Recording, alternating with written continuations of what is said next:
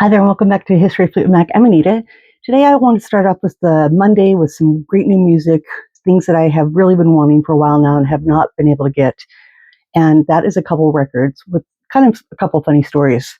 One record I've been wanting for a while now was by Bob Welch, and it was a greatest hits compilation that got released in, I want to say 20, of course this doesn't say, but I want to say 2020, well it says 2024 here, but I think it was a little bit longer than that.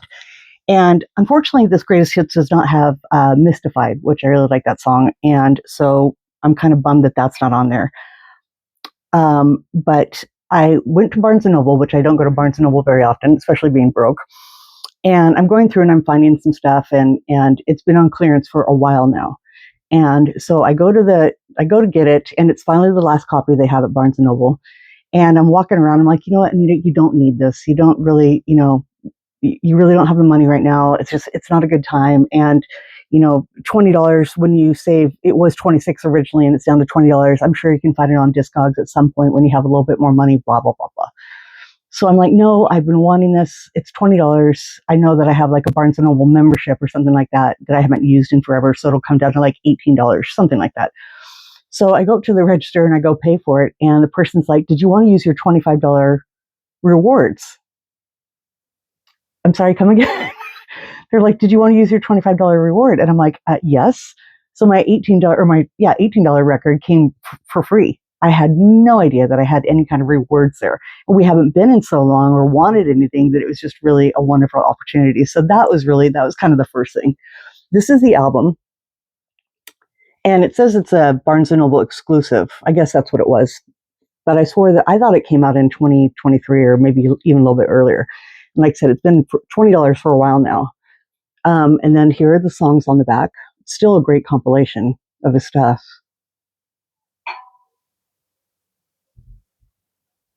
But then the vinyl is really lovely. Really, really pretty color. Bright. Highlighter yellow. Isn't that beautiful? Almost green.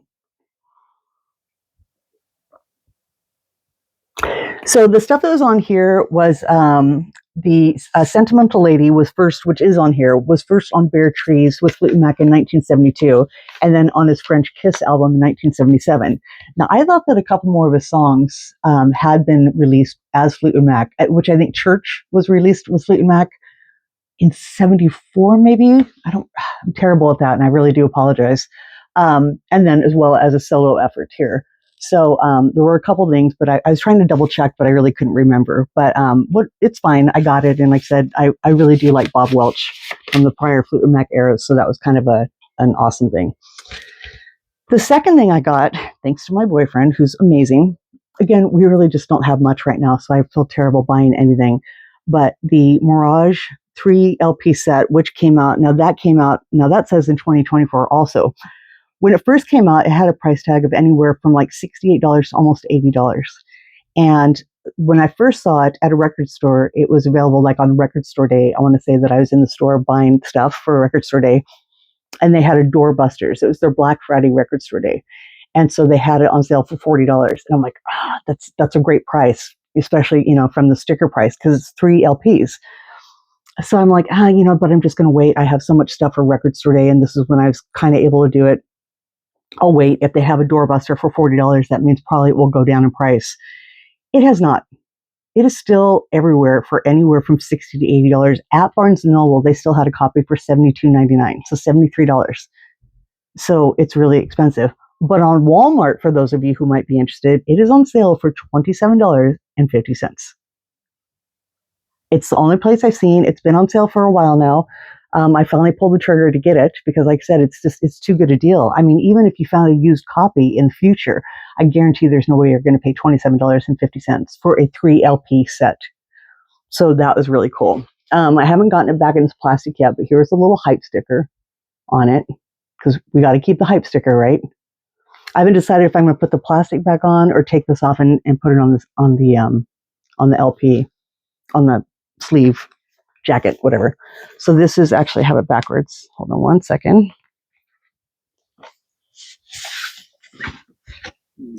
So this really brings me home to really first becoming a fan.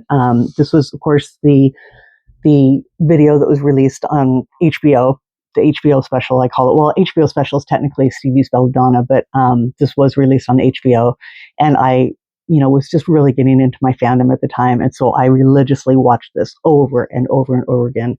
And of course, growing up, I appreciated what it was. It was about an hour-long video, but the set list was about 22 songs, and on the video, there's only 13 songs. So this has 22 songs, if I'm not mistaken. Let's see, 1, 2, 3, 4, 5, 6, 7, 8, 10, 12, 13, 14, 15, 16, 17, 18, 19, 20, 21, 22. So I'm correct. Now, the only thing about this is that even the video special was filmed over the 2-night stint in Irvine, October 21st and 22nd. So this is still not like a show. I mean, it's at the same location, but 2 different nights. And it was really funny because I was rereading up on some of it before I made the video, and people were saying that the editing of this from the 2 nights, there were certain times and certain songs where, like, the first night they were all really lovey-dovey towards each other, and then the second night, each individual member looked like they wanted to kill somebody else before they got off the stage, which is so funny. And I don't remember that, but now I'm really dying to go back and watch the video. So and that was from people who had been there both nights and were just making their observations. So now I'm just kind of curious. And honestly, the splicing or editing, I really just didn't notice that growing up. I mean, again, you're not looking for things like that. You just, at this time, 82, I was 11. So I'm thinking, this is what it is. I'm not realizing it's 2 nights, that there's editing, all that kind of stuff. And again, I can't recall the last time I watched this show live. I think it's at least been about 10 years. But I sure loved it. And as I was growing up, I remember trying to plug in my TV and DVD player, or VHS player at the time, shows you how old I am, and trying to record from the video onto cassette. And I also did that for the Tango in the Night VHS, so that I could listen to the music. And finally having it proper, the 22 songs, even though it's still over 2 nights, was still really just something awesome. So I also have yet to listen to it. Well, I've listened to a little bit of it, the first side, but not much else. So here we have how it first opens here. Let's see if I can get this for you without the glare. And then it continues. Probably won't show without a glare. That's not terrible. So opens up like that, 3 pieces, which is amazing. Here's the Stevie side a little bit. I don't know if that's showing up. Nope. Let's see here. There you go. A little bit better.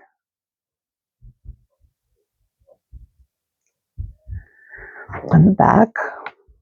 Or no, is that the back? No, this folds up inside.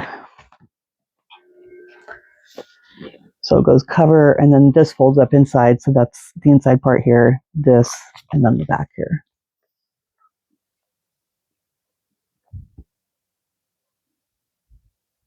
The LPs are housed in a nice sleeve. I will give it that. Actually, no. Yes, they are. They have that plastic, so no static. So I'll probably leave them in this. I'll actually normally I would take out the records and, leave them on their own to not have any ring wear. And if you notice here, you kind of see the line right here. Unfortunately, that came mailed that way. It doesn't really, you feel a little protrusion here at the top, but it's $27.50. I mean, it's fine. But normally I would take the records out to not continue that, put something in between them, and then put this in a sleeve, and then put the records, separately from that. I still might do that. But at the same time, I'm not going to be listening to this as much as probably, say, a regular album. So I don't know. But again, the labels are done nice. Everything is done pretty nicely here. Let's see if that's a better, clear picture for you. They didn't do anything like some of the Mobile Fidelity and some of the other places will do, like, kind of go a little above and beyond. And the inside, the inside is colored. I don't know if you can tell, it's the same color as the outside, but sometimes some of them have little pictures or something, and there's no additional inserts on the inside to pull out or anything. It's just what you see, and, so there's plenty to read and to look at when you're listening, if you're one of those kind of people that kind of like flicking over the cover and such. So between the inside and Well, I guess that's all there is on the inside, but then the pictures again and on the back. So, it's something. It is a nice package though. I mean, and especially for the price, because there was just no way I was getting this. And I saw actually the CD, which is a 2 CD set from Japan, and it wasn't a Japan import. It was just, I guess, the US, well, for them, it's an import. But anyway, but coming back to the US, and the CD was $70. I don't even know how much the CD is, because I didn't get either. And, I just figured down the road I would get this, and probably I could have, but I just guarantee you there was no way I was going to get it for that price, being it's the sticker price is what it is. So that was really exciting to get that. And if you are needing a copy and just didn't want to put out the, $70 to $80, I highly suggest going to Walmart. I mean, I don't love shopping at Walmart, but, if there's a deal on a record, and if you do, like, I think it's 30 minimum to get free shipping. So I paid for shipping, which made it like $34.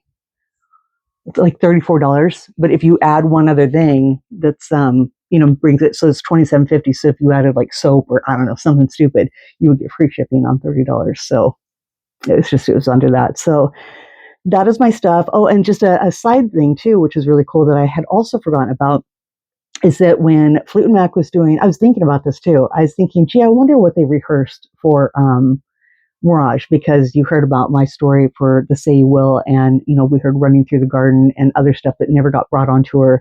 And we hear about Stevie's music and what she records, and I mean what she rehearses, but then again doesn't come on the road, or so many times it'll come out on the road. Like we heard I Sing for the Things Money Can't Buy, and that lasted I think 2 shows before it got dropped. And how fortunate we were. Well, in the dress rehearsal for Mirage, they were practicing Trouble, Lindsey Buckingham's single, Straight Back, which who wouldn't die to hear Stevie Nicks sing Straight Back live? I mean, I don't know about today, but certainly in the time, I mean, I would just die to hear that. And Wish You Were Here, also off the Mirage album. But to my knowledge, none of it was brought on the road. None of those 3 songs were brought on the road. So, but that would have been really cool. So I was wondering that, and then I found out. But supposedly, and I probably have them somewhere, but Straight Back, Trouble, and Wish You Were Here from the dress rehearsals are released somewhere. So you might want to check YouTube or something like that if you're looking for them. I probably have them on CD somewhere. I have 2 full cases of demos and stuff like that. But it's something that just never clicked with me that was rehearsed, and that would have been pretty cool. It would have really also been cool if they had done some Lindsey stuff on tour, like, so soon afterwards, when Stevie was a great success, that Fleetwood Mac was bringing like Stand Back into the set list. And, Lindsey's Trouble song, though not the mega hit that Stevie's Stand Back was, it's a great song, and it just really matches the energy of Fleetwood Mac, in my opinion. Stand Back kind of doesn't, I don't think. I mean, they make it theirs when they do it with her, but it's such a Stevie Nicks song. But Trouble just has that little element that when, and that's probably because so many people involved with Fleetwood Mac, including Mick and stuff like that, were involved in that song, that if they had done that live, I just think all their vocals would have made it really, really cool. And that's just my opinion, but that would have been kind of neat. And it would have been kind of neat if on the Fleetwood Mac tour, if they were going to let Stevie bring one of her solo songs on the tour, that they had let Lindsey do something. So, but hindsight, never going to happen. So, but that is my video for Monday, and we'll get back to my scrapbooks pretty soon. But I just got these, and I was super anxious to share them with you, and especially the price and availability. And if anybody's interested in that Bob Welch one, it is at Barnes & Noble, and like I said, it's about $20. You probably could find it open, used, or brand new, probably a little bit less on Discogs. Or if you have a Barnes & Noble membership, it takes like $2 off. So just in case anybody wants it. But those are my 2 babies. I also got a couple new books, and I was thinking to add those in, but I think I'll make those another time and kind of read through them. And a funny story with those, I mean, I got all these things within like 3 or 4 days for virtually next to nothing. So that was even kind of funnier. So come back next time, and I'll either do the books or go back to my scrapbooks, and we'll continue onward. I hope everybody has a great week, and we'll see you tomorrow. Bye.